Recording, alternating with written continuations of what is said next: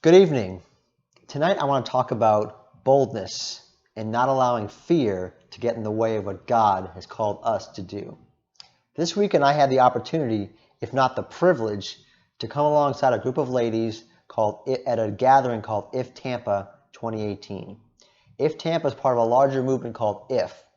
And from their Facebook page it says, "We exist to gather women of Tampa across denominational, generational, and cultural lines to pursue purpose and calling in the name of Jesus." There has been a series of conversations over the last several months about the elite in Hollywood, CEOs, executives, athletes, members of Congress who have been called out for their treatment of women and for their assault on women.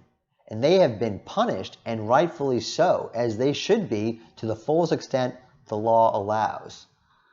But the media has portrayed men in a negative light across the board. They've taken a very large brushstroke and painted men in general as self-serving, as misogynists, keeping women down in general. That's how it's been painted.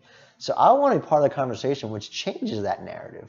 I wanted to be at a conference of all women and allow women who I didn't know to see a man that they didn't know, to just be there to support women that he didn't know, just because he could. I wanted to change the narrative. That's what Jesus did. Jesus changed the narrative of servanthood. There was a verse this weekend that someone given to me in Proverbs 28 verse 1 that says, "The wicked flee when no one pursues, but the righteous are bold as a lion." And the verse for the entire weekend was 2 Timothy 1:7. We don't have a spirit of fear. We have a spirit of power, love, and a sound mind. All these verses kind of come together to talk about doing what we're called to do despite how we feel.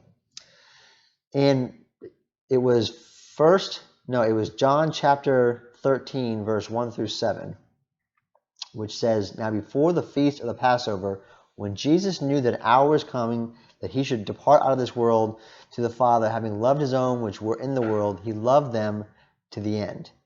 And after supper being ended, the devil having put into the heart of Judas Iscariot, Simon's son, to betray him.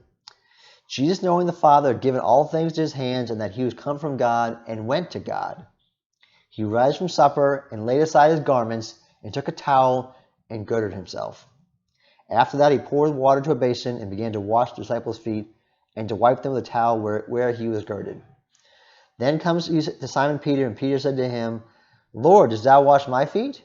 And Jesus answered and said to him, 'What I do thou knowest not now, but thou shalt know hereafter.'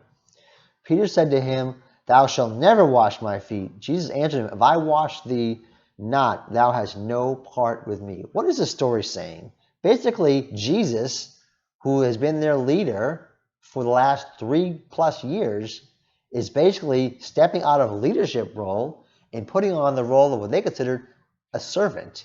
A servant is one who when you walk into someone's house, you wash their feet. That's a common custom of the day. When you walk into someone's house, they get a servant to wash your feet, so your feet are cleansed, because you've walked around and you have either barefoot or open-toed sandals, so your feet are dirty.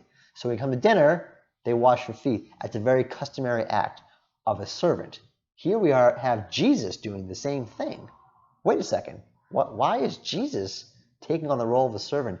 Because that's who he said he came to be. He came to serve and not to be served. He's the model for me and for those who call themselves believers or Christians. All the word Christian means is little Christ followers. So if we are Christians, then we're to model after Jesus and become a servant. So the question I have for you today is, who are you serving? And do they know they're being served by you?